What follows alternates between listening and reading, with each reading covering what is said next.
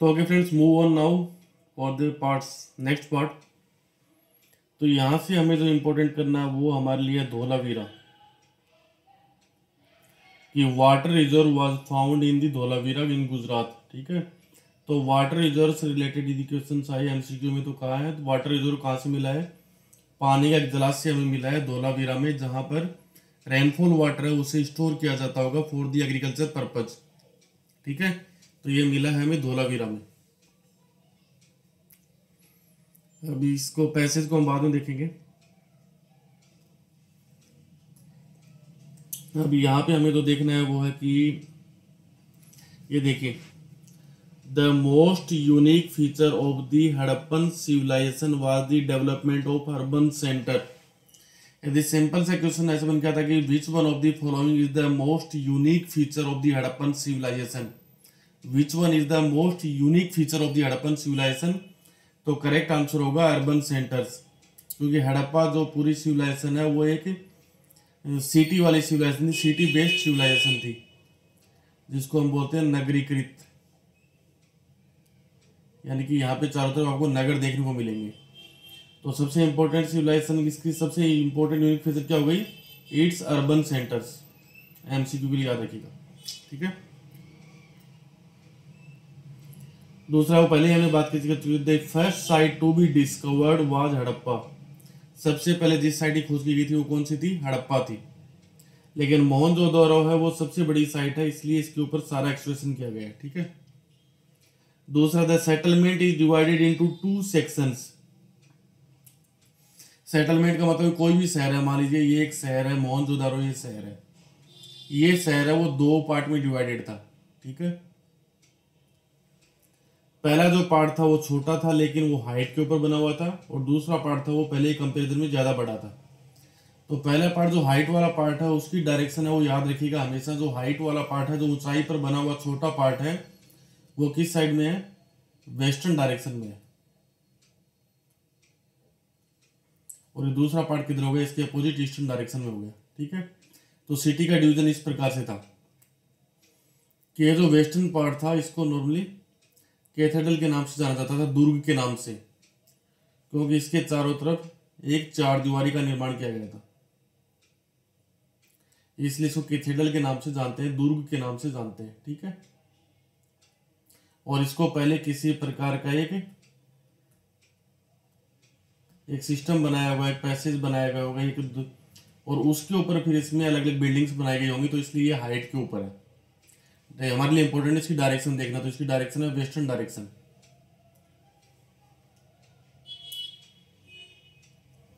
ये देखिए मैप में भी यदि आप देखोगे तो ये कैथेड्रल वाला पार्ट है, ये देखो स्मॉल है, डायरेक्शन इसकी किस साइड में है? वेस्टर्न डायरेक्शन में है।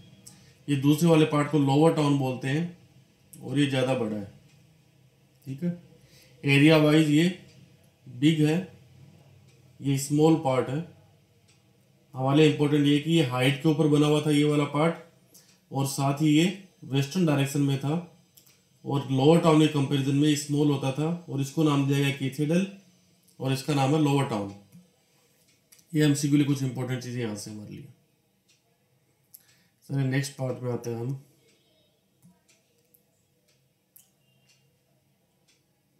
अब एक कैथेड्रल की हाइट कैसे बनी हुई थी? The cathedral owes its height to the fact that buildings were constructed on mud brick platform. तो पहले एक जो कच्ची ईंटें होती हैं उनसे एक प्लेटफॉर्म बनाया गया होगा। ठीक है, इस प्रकार से एक प्लेटफॉर्म को बिल्टअप किया गया होगा, और जब ये प्लेटफॉर्म है इसके ऊपर बाकी बिल्डिंग्स को बनाया गया होगा। तो इसलिए बाकी के कंपेरिजन देखोगे तो प्लेटफॉर्म के ऊपर जो बिल्डिंग्स बनी हुई है उसकी हाइट है वो बाकी शहर की बिल्डिंग्स की कंपेरिजन में ज़्यादा होगी। तो हाइट कैसे आई? कि पहले मड ब्रिक से एक प्लेटफॉर्म तैयार किया गया होगा। तो यदि एमसीक्यू पूछा जाए कि जो प्लेटफॉर्म है वो किससे तैयार किया गया होगा, तो यहाँ पे स्टोन्स का यूज नहीं है, केवल मड ब्रिक्स है, कच्ची ईंटें हैं, उनका यूज किया गया है। एमसीक्यू भी याद रखिएगा। इसके बाद इसके चारों तरफ एक वॉल है, एक दीवार है, जो कि सेफ्टी पर्पज के लिए बनाई गई होगी, और ये दीवार है जो कि फिजिकली इसे लोअर टाउन से अलग करती है। ठीक है, कई जगह पे हमें देखें तो लोअर टाउन है, उनको भी चारों तरफ दीवार से घेरा गया है, ठीक है। लेकिन फिर भी जो बेसिक डिफरेंस है वो है कि लोअर टाउन का एरिया है वो बड़ा है, साथ ही लोअर टाउन की बिल्डिंग्स हैं उनकी हाइट अपर टाउन जो कैथेड्रल है उसके कंपैरिजन में कम है, और साथ ही इनकी डायरेक्शन, ये वेस्टर्न डायरेक्शन में है, वो ईस्टर्न डायरेक्शन में है। ओके, अगला जो इंपॉर्टेंट एमसीक्यू यहां से आएगा। दूसरा इंपॉर्टेंट, सबसे पहले ये जो सेटलमेंट जो सारा है, इस सेटलमेंट को देख के ये लगता है ये आपके अजर्सन और रीजनिंग वाले क्वेश्चंस में पूछा जा सकता है। अजर्सन रीजनिंग में कि पहले एक स्टेटमेंट दिया जाएगा, फिर उसका ये रीजन है, फिर वो क्वेश्चन है कि ये स्टेटमेंट सही है उसका रीजन सही है, दोनों पूछते हैं। तो यहाँ से ये सीधा सा स्टेटमेंट यहाँ से अजर्सन रीजनिंग वाला बन रहा है। कौन सा? It seems that the settlement was first planned and then implemented accordingly. ये लगता है कि शहर का जो सेटलमेंट है, यानी शहर की जो बसावट है, शहर में जो बिल्डिंग्स हैं, उन बिल्डिंग्स को बनाने के लिए पहले इसका प्लानिंग की गई और प्लानिंग के बाद उसको उसके अकॉर्डिंग इम्प्लीमेंट किया गया है। क्योंकि यदि पूरे शहर में यदि आप देखोगे ना, कोई एनक्रोचमेंट आपको देखने को नहीं मिलेगा, पूरे शहर को पूरी प्लानिंग के साथ बसाया गया है। तो इसलिए ऐसा माना जाता है आर्कियोलॉजिस्ट के द्वारा कि पहले किसी पेपर के ऊपर होता है ना, एक मैप के ऊपर पहले पूरे शहर का एक मैप तैयार किया गया होगा कि इस प्रकार से घर बनेंगे, यहाँ पे स्ट्रीट्स होंगी, यहाँ पे ड्रेन्स बनेंगी, यहाँ पे ये होगा। तो ये सारा पहले प्लान किया गया होगा और उसके बाद इन बिल्डिंग्स को बनाते हुए इस प्लान्स को यहाँ पर इम्प्लीमेंट किया गया होगा। तो ये अजर्सन रीजनिंग में पूछा जा सकता है, सवाल बहुत इंपॉर्टेंट है यहाँ से, ठीक है। बिल्डिंग्स को बनाने में जो ईंटें यूज हुई हैं वो सन ड्राइड ब्रिक्स हैं। उस समय कोयले वगैरह के बारे में अगर लोगों को नहीं पता था तो आग में नहीं पकाया गया इन ईंटों को, ये ईंटें सूरज की रोशनी में इनको पकाया गया है, ठीक है। जो ईंटों का जो स्टैंडर्ड रेशियो है वो पूरे सिविलाइजेशन में एक है। अब स्टैंडर्ड रेशियो से मतलब क्या है कि देखो कोई भी ब्रिक्स होती है, जैसे ये एक ईंट है, तो इस ईंट में क्या होगा, एक इसकी लेंथ हो गई, एक इसकी विड्थ हो गई, और एक इसकी क्या होगी, हाइट भी होगी ना, एक इसकी हाइट होगी। तो इसकी जो विड्थ, लेंथ और हाइट का यदि रेशियो आप देखोगे तो क्या है, वो सिंपल सा आपका है कि length and breadth were 4 times twice the 4 2 1। MCQ में पूछा जाए तो ये इसकी लेंथ है, ये इसकी विड्थ है और ये इसकी हाइट है। यानी किसी भी ईंट को यदि हम सेंटीमीटर में माने तो 4 सेंटीमीटर यदि उसकी लंबाई है तो उसकी चौड़ाई 2 सेंटीमीटर है और उसकी ऊंचाई, उसकी हाइट 1 सेंटीमीटर है। तो इस पूरी सिविलाइजेशन में, चाहे इतना बड़ा एरिया है सिविलाइजेशन में, कहीं भी जो भी ईंट आप उठा के देखोगे, जो भी ब्रिक्स आप देखोगे, उन ब्रिक्स में इसी सैंपल को यूज किया गया है। पूरे सिविलाइजेशन में सेम टाइप की ब्रिक्स हैं। इस स्टैंडर्ड को पूरे सिविलाइजेशन में फॉलो किया गया, इसीलिए यूनिक फीचर है ये। तो ये रेशियो को याद रखिएगा, 4:1। लेंथ 4 है तो उसकी कंपेरिजन जो विड्थ है वो 2 है और हाइट है वो 1 है। तो यानी कि ये लेंथ इसकी 4 है तो विड्थ है वो इसकी 2 है और हाइट है वो इसकी 1 है। तो इस रेशियो को याद रखिएगा, 4:1 हाइट विड्थ, नहीं ये लेंथ विड्थ और हाइट, ठीक है। अगला जो इंपॉर्टेंट एमसीक्यू यहाँ से है, ड्रेन से related. One of the most distinctive feature of Harappan cities were carefully plan drainage system. Drainage system था वो भी बहुत केयरफुली प्लान था। ये अब ये ड्रेनेज को यदि हम देखेंगे तो हमें वो देखना है कि क्या इंपॉर्टेंट था। तो ड्रेनेज है वो ग्रिड पैटर्न को फॉलो करती है। कैसे? The roads and streets were laid out along and approximate grid pattern intersecting at right angles. अब ग्रिड पैटर्न कैसे बना यहाँ पे, जैसे ये रोड्स जा रही है इस प्रकार से तो दूसरी रोड उसको इस प्रकार से कट आउट कर रही है, ठीक है। तो पूरे शहर में इस प्रकार से ग्रिड पैटर्न बनाया गया है। ये रोड फिर दोबारा इधर जाती दोबारा से इसको ऐसे कट आउट कर रही है, ये रोड आगे ऐसे चली दोबारा इसको ऐसे कट आउट कर रही है। तो ये हर राइट एंगल पे ये रोड्स आपस में एक दूसरे को कट आउट कर रही है। तो इस प्रकार से यदि ड्रेनेज सिस्टम से पूछा जाए या रोड्स का पूछा जाए कि वो किस पैटर्न को फॉलो करते हैं, तो सिंपल सा आंसर हमें देखना है, वो ग्रिड पैटर्न को फॉलो करती है। ग्रिड पैटर्न को एमसीक्यू के लिए बहुत इंपॉर्टेंट, याद रखिएगा, ठीक है। और किस एंगल पे एक दूसरे को इंटरसेक्ट करती है, राइट एंगल, यानी कि 90 डिग्री के एंगल पे, ओके। अब यहाँ पे दोबारा से एक अजर्सन रीजनिंग का सवाल आ रहा है, यहाँ पे देखिएगा।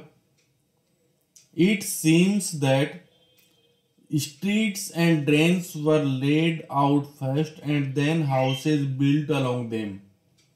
ये ऊपर वाला स्टेटमेंट आपसे ये डाल देगा असर्शन में, नीचे वाला उसका रीजनिंग में डाल देगा और फिर एक सवाल बना देगा वो। तो यहाँ पे देखो क्या बोल रहा है कि देखो रोड्स, यार हमें देखने पे ऐसा लग रहा है कि रोड्स और स्ट्रीट्स हैं वो एक ग्रिड को फॉलो कर रही हैं, ठीक है। तो इस ग्रिड को फॉलो कर रही है तो उसके नीचे वो बोल रहा है कि ये इस सारे सिस्टम को देखने से ये लग रहा है पहले स्ट्रीट्स और ड्रेन्स बनाई गई होंगी और उसके बाद वहां पे घरों को बनाया गया होगा। क्योंकि सिंपल सा है कि हर घर में जिस प्रकार से सिस्टम को फॉलो किया गया है ना, तो वो फॉलो करना इम्पॉसिबल है। तो जैसे मान लो कोई नई कॉलोनी बनती है ना, कोई नई बसावट होती है, तो उसमें सबसे पहले क्या करते हैं, आपने यदि कहीं देखा हो कहीं किसी जगह पे, पहले वहां क्या होगा, रोड बन जाएंगी, ये रोड बना दिया हमने, और फिर यहाँ पे प्लॉटिंग हो जाएगी कि यहाँ पे प्लॉट ए है, यहाँ पे प्लॉट बी है, फिर यहाँ पे प्लॉट सी है, यहाँ पे प्लॉट डी है। और इसके ऊपर जो घर बनाएंगे ना, तो इससे क्या होगा, ये सिस्टम एक फॉलो होता चला जाएगा इस पूरी कॉलोनी के अंदर। और यदि पहले से ये रोड्स का डेवलपमेंट नहीं होगा ना, तो फिर क्या होगा, लोग कैसे घर बनाएंगे, यहाँ मैंने घर बना लिया, यहाँ उसने बना लिया, यहाँ उसने बना लिया। तो जैसे दिल्ली वगैरह में देखते हो ना, लोग एनक्रोचमेंट करते हैं, मतलब बसावट का कोई पैटर्न ही नहीं होता है, ठीक है।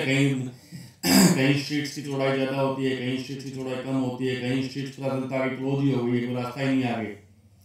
लेकिन हड़प्पा में जो पूरा सिस्टम हो इस प्रकार से, तो ऐसा लग रहा है कि पहले वहां पे इन गलियों को बनाया गया होगा और उसके बाद घरों को बनाया गया होगा, और हर स्ट्रीट के साथ साथ ड्रेनेज बनी हुई है। तो इसलिए यही बोला गया कि पहले स्ट्रीट्स को बनाया गया, फिर स्ट्रीट्स के साथ साथ ड्रेनेज को बनाया गया, और उसके बाद यहाँ घर बने होंगे। तो एजर्सन रीजनिंग में ये सवाल यहाँ से याद रखिएगा, एजर्सन रीजनिंग वाला इंपॉर्टेंट, ठीक है। दूसरा क्या कि domestic waste water had to follow into street drains. घर का जो भी गंदा पानी होता था वो स्ट्रीट की जो ड्रेन्स होती थी उसके अंदर आता था। Every house needed to have at least one wall along a street. अब ऐसा नहीं हमारी तरह कि घर का पानी कहीं भी आ रहा है, घर का पानी ड्रेन्स में आना चाहिए। तो इसके लिए जरूरी है कि भाई घर की कम से कम एक दीवार तो ऐसी हो जो स्ट्रीट के साथ लगी हुई होनी चाहिए, तभी तो घर का पानी स्ट्रीट तक पहुंचेगा। तो इसलिए हर घर की बसावट इस प्रकार से थी कि वहां का पानी, गंदा पानी है वो इन ड्रेन्स के अंदर ऑटोमेटिकली आ जाता था। तो इसी से हमें दोबारा सोचना पड़ता है कि पहले रोड्स बनी होंगी, उससे किनारे किनारे फिर ड्रेन्स बनी होंगी, और फिर वहां पे घरों को बसाया गया होगा, तब ये सिस्टम काम कर सकता है, अदरवाइज ये सिस्टम पॉसिबल नहीं है।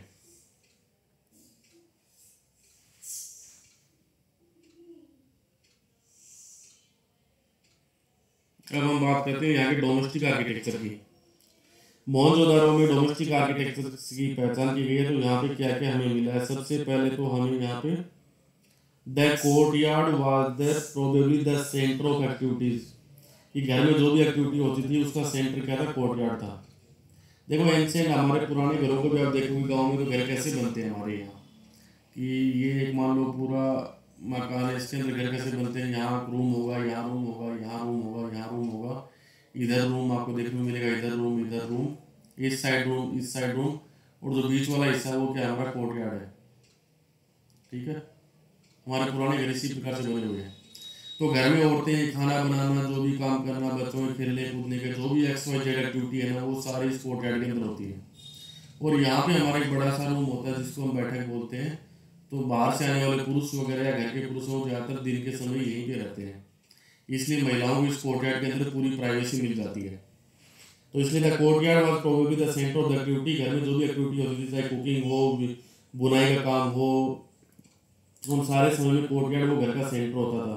तो मैं आपसे पूछा था विच one of the following the centre of the activity in Mohenjodaro houses, तो आंसर है सिंपल सा कोर्टयार्ड। ओके, ये लोग है ना अपनी प्राइवेसी को लेकर बहुत कंसर्न थे भाई। यहाँ से लेकर दोबारा जैसन रीजनिंग एक सवाल आ सकता है प्राइवेसी को लेकर। अब प्राइवेसी को लेकर ये कंसर्न थे, तो इसके बारे में हमें कैसे आइडिया लगा कि वो प्राइवेसी को लेकर कंसर्न थे। तो पहला, there are no windows in the walls along the ground level.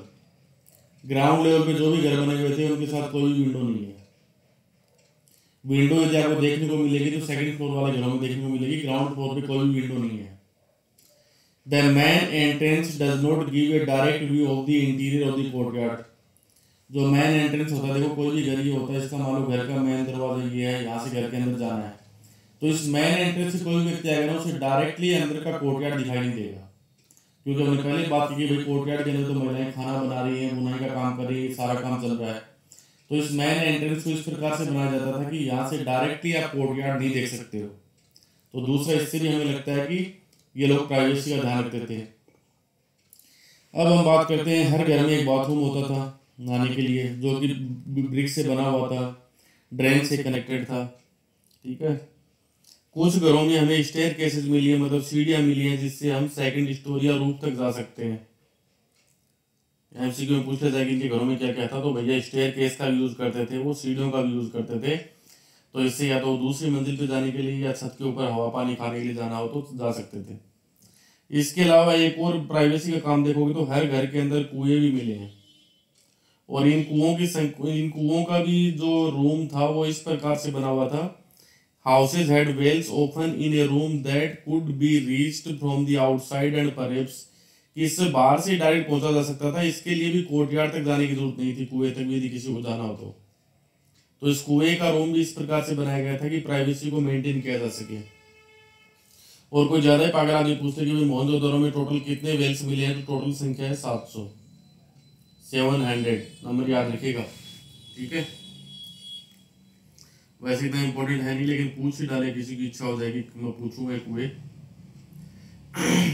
ये देखो सिंपल सा, ये है आपका पूरा स्टेयर केसेस ऊपर की मंजिल पे जाने के लिए।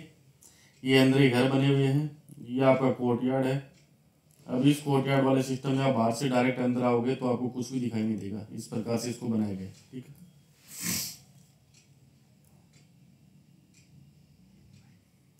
अब हम कैथेड्रल की बात कर रहे हैं, जो आपका कैथेड्रल किस साइड में था, वेस्टर्न साइड में था।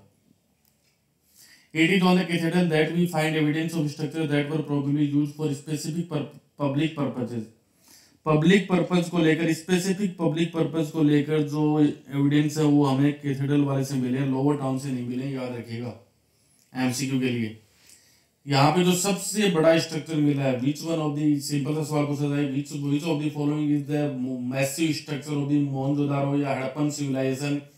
तो ज्यादातर बच्चे है ना डायरेक्टली ग्रेट बाथ के ऊपर टिक कर देते हैं, लेकिन यहाँ पे जो सबसे बड़ा स्ट्रक्चर है, सबसे मैसिव स्ट्रक्चर है, वो वेयर हाउस है। The warehouse, warehouse वो होता था जहां पर अनाज वगैरह लाके वो लोग कलेक्ट करके रखते थे। ठीक है, तो वेयर हाउस है वो यहाँ का सबसे मैसिव स्ट्रक्चर है। ओके, जिसका लोअर पार्ट है वो ब्रिक्स वगैरह से बना होगा, वही अभी है, बाकी अपर पार्ट है वो शायद ये इससे वुडन से बना होगा, तो वो धीरे धीरे नष्ट हो गया। अभी हमें केवल लोअर ब्रिक से बना हुआ प्लेटफॉर्म ही हम वहाँ पे देख पाते हैं, लेकिन सबसे मैसिव स्ट्रक्चर वो वेयर हाउस का है। ओके, जो कि धीरे धीरे खत्म हो गया। जो अगला इंपॉर्टेंट स्ट्रक्चर हमें कैथेड्रल में मिला है वो the great bath. Great bath था वो नॉर्मली माना जाता है कि किसी न किसी रिलीजियस पर्पज के लिए इसको यूज किया जाता होगा। ठीक है, क्योंकि हमारे हिंदू माइथोलॉजी में नॉर्मली बाथिंग वगैरह का बहुत इंपॉर्टेंट है कि द ग्रेट बाथ एक बड़ा लार्ज रेक्टेंगल टैंक था। ठीक है, इतना बड़ा एक इस प्रकार से लार्ज रेक्टेंगल टैंक था, और इसकी शेप रेक्टेंगल ऐसे बनेगा जब ये इस टाइप से ऐसे हो जाएगा तो। ठीक है, तो इस टाइप की शेप में एक, जिसके दोनों साइड में बाथरूम्स बने हुए थे। ठीक है, दोनों साइड में।